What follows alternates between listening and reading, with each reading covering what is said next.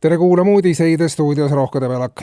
Valitsuses on laual plaan pealinna üleviimisest Häädemeestesse. Kui Läti ei saa oma Eestin ulatuvat osa valmis veel 10 aasta jooksul, aga Eesti läheb endisel kiirusel projektiga edasi, siis on meil Tallinna ja Häädemeeste vaheline miljardeid maksev rongiliin ning selle efektiivne kasutamine eeldaks, et vähemalt pooled ministeeriumid oleksid Häädemeestel ja Tallinnast ja Häädemeestest saaks kaksiklinn. Ka pool Tallinna linnavalitsusest võiks üle kolida ja siis on ametkonda, kes hommikul ja õhtul kiire rongiga 2 linna vahel sõidaks juba omajagu.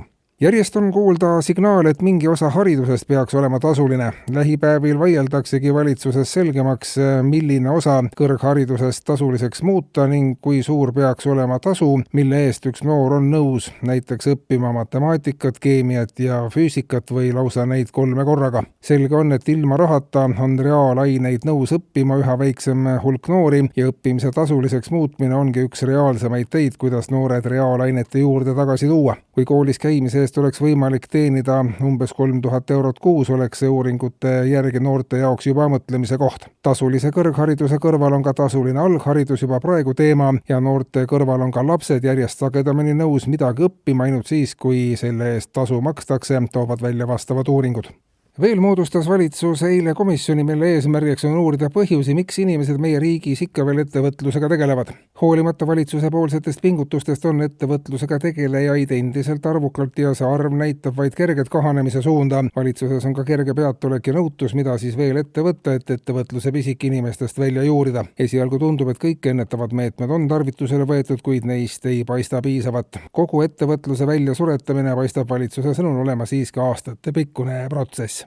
Peaminister Kristen Michal teatas eilsel pressikonverentsil, et valitsusel on plaan kaotada kõik senised ministeeriumid ja nende põhjal luua julgeolekuministeerium. Tegemist oleks esimese tõelise ühendministeeriumiga ning kuna üldiselt tunnustatud seisukohtade järgi julgeoleku arvelt kokku ei hoita, siis pääsetakse ka kärbetest, milliste vastu on juba ühes või teises ministeeriumis protesti tõstetud. On olemas toidujulgeolek, sisejulgeolek, välisjulgeolek, keskkonnajulgeolek, kultuuri olukord on julgeoleku küsimus, samuti haridus ja teadus ja seadusjulgeolek ja niisama julgeolek ja julged otsused, milliseid valitsus peabki tegema. Kui kärped ära jätta ja on ainult üks ministeerium, julgeolekuministeerium, siis ei ole valitsuses ka tülisid. Julgeolekuministeeriumit juhivad koalitsioonikaaslased kordamööda 6 ajapikkuste perioodidena.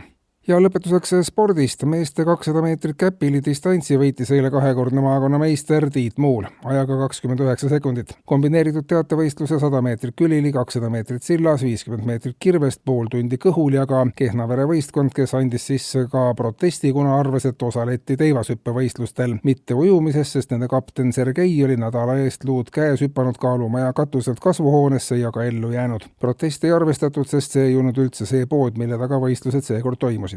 Kuulsite uudiseid.